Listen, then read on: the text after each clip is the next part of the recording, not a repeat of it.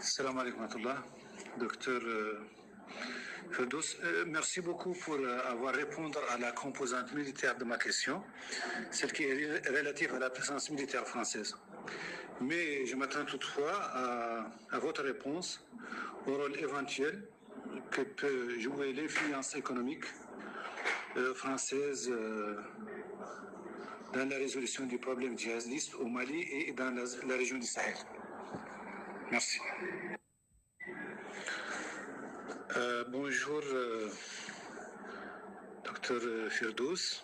Vous avez demandé une précision par rapport au rôle économique.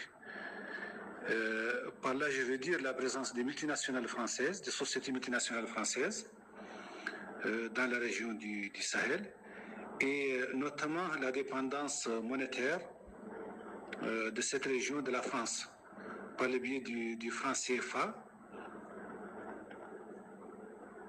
et bien entendu les relations France-Afrique. Merci. Merci beaucoup, Dr Firdaus, pour cette brillante présentation et les réponses claires et précises sur les questions posées par les intervenants. Selon votre expérience et votre connaissance indéniable du tissu socio-culturel des pays du Sahel, trouviez-vous que le moment est propice pour signer un accord ou des accords bilatéraux entre le gouvernement malien et les organismes djihadistes? Par ailleurs, à quel point pensez-vous que la signature de l'accord entre les États-Unis et les talibans et le rôle joué par le Qatar dans cet accord peut représenter un exemple à suivre dans ce genre de négociations géostratégiques? Merci. Merci Yacoub pour votre question qui me semble vraiment intéressante. C'est notamment l'exemple du processus qui a lieu en Afghanistan. Alors, la première chose, c'est que ce n'est pas véritablement la première fois que des États négocient avec des groupes labellisés terroristes. Parce qu'il faut bien comprendre que c'est le label qui enclenche un régime de sanctions, qui enclenche un régime de proscription et qui empêche un acteur tiers, et donc un médiateur, d'engager des pourparlers avec ces personnes. Donc ça empêche toute possibilité de conduite d'un dialogue politique. Ça, c'est d'un point de vue international le régime de sanctions. Cependant, il y a eu dans l'histoire des entorses à la règle, notamment en Colombie avec le président Juan Manuel Santos qui a engagé son gouvernement dans des pourparlers exploratoires avec les FARC de Colombie. Et puis, il y a eu d'autres types de négociations. Par exemple, vous avez eu une médiation de la Norvège avec les Tigres de libération de l'imam Tamoul au Sri Lanka, une tentative de médiation des Norvégiens avec l'ETA au Pays Basque, l'engagement de la Suisse avec le Hamas. Donc tous ces mouvements étaient des groupes labellisés terroristes et donc interdit de dialoguer avec eux. Donc ce n'est pas la première fois qu'on a un engagement avec des groupes labellisés terroristes. En revanche, ce qui est intéressant et qui pour moi fait jurisprudence dans le cas de l'Afghanistan, c'est plusieurs choses. La première chose, c'est que une des conditions d'ouverture du dialogue entre le gouvernement afghan et les talibans était, sur la demande des talibans, une négociation pour le départ des Américains. Et c'est donc ça qui a ouvert des pourparlers et des négociations avec les Américains. C'est la première fois que l'on a des négociations entre un État qui a conduit une lutte armée contre le terrorisme avec autant de vigueur, parce que ça a eu lieu quand même pendant plus d'une vingtaine d'années, et des groupes labellisés terroristes. Et en ça, d'un point de vue international, ça fait jurisprudence. En tous les cas, c'est un cas, ça va devenir un cas d'école. Le deuxième point de jurisprudence qui me paraît intéressant, c'est du point de vue islamique, car on aura certainement un processus de déconstruction de la violence basé sur la charia. Ça, c'est intéressant. Et donc, ça sera le dialogue entre les talibans et le gouvernement afghan. Et le troisième point, mais qui est lié à la jurisprudence islamique, c'est la question du traitement de la justice post-conflit. Et là, ça renvoie à un cadre que je trouve assez intéressant, mais qui n'existe pas dans le droit international, qui est le jus post bellum, qui permet de définir en fait les cadres moraux de la guerre, non pas seulement selon les critères de causalité et de conduite de la violence, mais selon un critère qui renvoie au droit à la conduite de la paix. Et là aussi, certainement, on aura dans le jus post bellum une ingénierie spécifiquement islamique et qui pourra servir donc éventuellement au Mali et dans d'autres cas similaires. La deuxième question porte sur est-ce que le moment est propice pour signer des accords bilatéraux? Alors, avant de signer des accords, il faudrait pouvoir conduire déjà le dialogue. On n'y est pas encore, je pense. Le gouvernement malien a, comme je le disais tout à l'heure, ouvertement demandé à Jamaat al-Nusra al-Islam al-Muslimin d'engager un dialogue, ce qui est un pas énorme. Beaucoup reste à faire. Il n'y a pas de moment propice selon moi. En fait, on aurait peut-être même déjà pu commencer bien avant, puisque la population malienne dans son ensemble, à travers différents canaux, soit de représentation, soit de consultation, a eu à s'exprimer sur cette question, et on dit de nombreuses fois qu'ils souhaitaient l'ouverture d'un dialogue avec le JLIM, et nommément avec Amadou Koufa et Iyad Agrali. Et je précise bien les deux, ça n'a pas été Amadou Koufa sans Iyad Agrali. Donc le gouvernement, du coup, a écouté, n'a pas eu le choix que d'écouter cette demande, aussi parce que l'armée malienne subissait des défaites extrêmement fortes, particulièrement depuis 2019. Donc ces deux éléments ont coïncidé pour aller vers le dialogue. Pour moi, cependant, alors je pense que c'est une bonne chose et que le changement de paradigme est vraiment important pour le processus de paix. Il y a cependant quelques écueils qui sont quand même structurants et qui peuvent fortement empêcher le dialogue soit d'avoir lieu, soit d'aboutir à un accord. Premièrement, c'est la condition qui a été émise par Iyad Agrali dans son communiqué du 8 mars 2020, dans lequel il répond au chef de l'État, donc à IBK, en disant qu'il accepte la demande d'ouverture de pourparlers, mais seulement à la condition, donc c'est conditionné par le départ des troupes françaises et de ce qu'ils appellent leurs partisans. Donc ça, c'est le premier écueil. On voit bien que les troupes françaises ne sont pas parties et que, bien au contraire, ils multiplient des opérations, particulièrement en ce moment. Le deuxième point, qui à mon avis est un point structurant et qui constituera un écueil dans ces pourparlers, c'est le caractère laïque de l'État malien. Ça empêchera, on va dire, de bénéficier d'un chapeau qui permette de négocier à l'intérieur du chapeau islamique. Il n'existe pas. Donc ça sera certainement un écueil. Le troisième, c'est plus, on va dire, lié aux capacités et à l'aptitude de l'État, non pas à dialoguer, ça je ne doute pas qu'il soit capable de dialoguer, mais à appliquer les clauses de l'accord.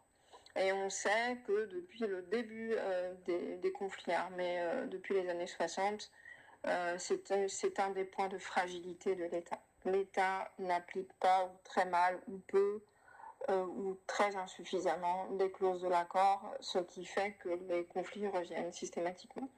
Donc ça me semble être 3 points qui peuvent constituer structurellement des écueils pour l'avancée du dialogue avec le groupe djihadiste. Voilà, j'espère avoir répondu à votre question. Merci beaucoup. Bonsoir, docteur. Ma question est la suivante. Pensez-vous que le mobile principal qui pousse ces groupes djihadistes à agir ainsi au Sahel et ailleurs dans le monde est un mobile purement économique, c'est-à-dire un mobile plus simple, plus facile à percevoir et analyser, ou il s'agit plutôt d'un mobile idéologique plus complexe est plus compliqué, et plus facile, et plus difficile à traiter. Je vous remercie. Donc voici la question du professeur Khatra Ouldebey. Si vous n'avez pas clôturé le débat, je veux que vous me répondre à cette question. Où est la communauté Bambara des conflits qui se produisent au Mali, sachant qu'elle compte plus de 2 millions de personnes? Et je pense aussi que ce sont elles qui détenaient et détiennent toujours le pouvoir en place. Pourquoi les groupes djihadistes ne les ont-ils pas pénétrés? Est-ce dû à leur paganisme profondément enracinés ou qu'ils n'ont pas des injustices historiques? Donc voici la question de monsieur professeur Khatra Ouldebey. Salam alaikum, professeur. Je me permets de vous répondre à cette question en privé pour pas interférer dans l'évolution du groupe qui est passé maintenant au Corona, mais je trouve que la question que vous avez soulevée est vraiment importante et intéressante. Donc j'avais préparé en vocal, mais il n'est pas parti parce que le réseau s'est bloqué, et donc je me permets de vous envoyer ma participation à la réponse. En fait, vous avez absolument raison, le monde Bambara n'est évidemment pas passif dans ce conflit, ni même dans la résolution du conflit. On a tendance beaucoup effectivement à mettre la lumière sur les Touaregs, sur les Peuls, qui sont impliqués dans certains groupes armés. Mais évidemment, il y a des problématiques qui traversent tout le pays et le monde Bambara est complètement, traversé par ces gestations, quoi. En fait, ce qu'on assiste, ce que je trouve assez caractéristique et vraiment très intéressant à observer, c'est qu'on assiste depuis les années 90, et plus particulièrement depuis la présidence d'ATT, à une sorte de culturalisme d'État qui se caractérise par plusieurs choses. Premièrement, la montée d'un nationalisme bambara qui est idéologisé et qui est politique. Il est adossé à un mythe fondateur, donc effectivement autour de Soundiata Keïta et de la charte du Ganda Fouga. Cette charte, elle est transmise oralement, mais on la traite généralement comme un texte assez fixé, qui est réinterprété et qui est mis au goût du jour et qui sert aussi la mobilisation autour du nationalisme bambara. Alors, il n'est pas spécifiquement païen, mais il s'adosse aussi à des éléments de syncrétisme à la fois islamique. Ça dépend, en fait, ça dépend de la façon dont il est mobilisé. La particularité aussi, c'est qu'il vient autant de certains segments de l'État, donc Bambara, mais surtout du milieu populaire. Et ça, c'est vraiment très caractéristique et très intéressant à observer. Il est entretenu au sein du milieu populaire. Il sert en quelque sorte l'État et entretient son pouvoir, mais on peut aussi dire qu'il y a une mobilisation populaire en fait qui vise à critiquer l'État, à lui demander des comptes. Et on le voit dans les dizaines de manifestations monstres qui ont lieu assez régulièrement en fait à Bamako pour exprimer les attentes des populations, leur frustration, et qui sont organisées donc pas par des Peuls, pas par des Touaregs, mais par une masse populaire qui est d'obédience et qui se réclame de cette culture bambarophone. Le nationalisme bambara est clairement donc aussi, il s'est manifesté par une hostilité à l'autonomie de l'Azawad, qui est une hostilité en fait de principe. C'est un nationalisme qui demande régulièrement à reprendre Kidal par la force et il est vraiment très très puissant. Alors il est aussi adossé à une frustration que l'on ressent au sein de la corporation militaire, qui a subi plusieurs échecs depuis 2012 et qui particulièrement ces 2 dernières années ont subi des revers vraiment très importants. Et en gros, on a la corporation militaire traverse quasiment toutes les familles du sud du pays. Donc on a leurs familles qui demandent des comptes à l'État en disant on ne peut plus envoyer nos enfants à la boucherie, vous devez trouver des solutions à ce conflit. Et ça, c'est vraiment aussi très intéressant. On le retrouve aussi dans la réexploitation du mythe fondateur, dans des milieux spécifiques.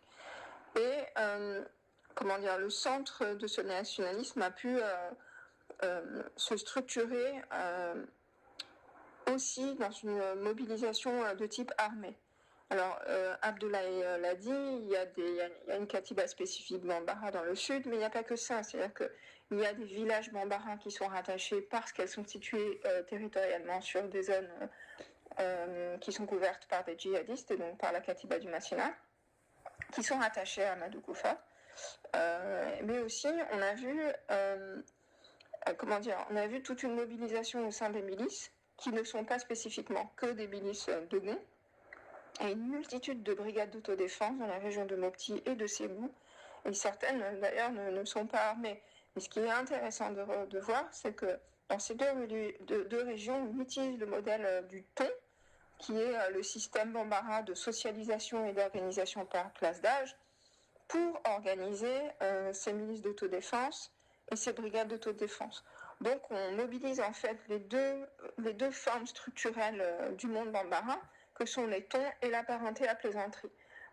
Ça a été une force de mobilisation dans le centre pour défendre les villages, pour défendre l'État, pour défendre la figure de l'État et la prégnance d'un mythe en fait nationaliste bambara.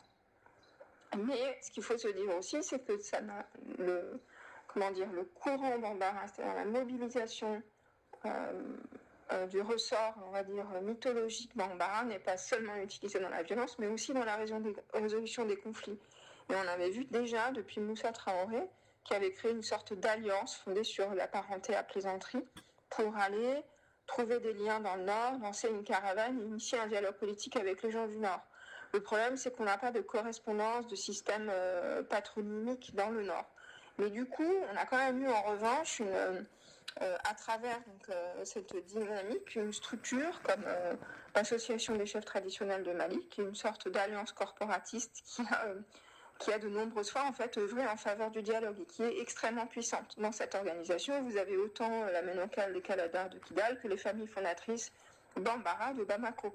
Et j'ai pu assister à certaines de leurs réunions, ils sont vraiment dans une dynamique de dialogue et d'alliance aussi des chefs traditionnels. Et ils ont pu faire véritablement bouger les choses en faveur du dialogue. Ils ont joué par exemple un rôle central dans la demande d'ouverture du dialogue avec les groupes djihadistes auprès de l'État. Donc on voit bien que le monde bambara est traversé de toutes parts, à la fois dans la mobilisation violente, mais aussi dans la résolution du conflit. Et ce qu'on peut aujourd'hui observer, c'est que le nationalisme bambara est très populaire. Et il peut parfois entraver l'avancée au dialogue. Il est traversé par de multiples frustrations. Et les gens s'expriment beaucoup à travers des manifestations populaires, dans la rue, en demandant des comptes.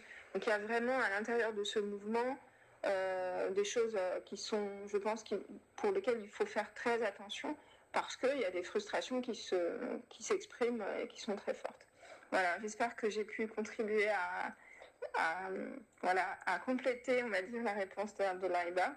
Je vous remercie, je vous souhaite une bonne journée. Inch'Allah, fi amanillah. Marhaba bikum. Marhaba. Je vous remercie beaucoup pour vos réponses, aussi pertinentes que la présentation. Je note qu'ils sont consolidés par des exemples tangibles qui donnent une vue 360 de la question. Je vous remercie aussi pour la présentation qui vient clôturer magistralement un cycle de présentation, c'est le même sujet fait par des conférenciers. Les conférenciers, Mamadouba et M. Mokhtaroul Cheikhouna. Comme dit un proverbe anglais, beaucoup remercier signifie secrètement demander davantage. Merci, Dr. Ferdos.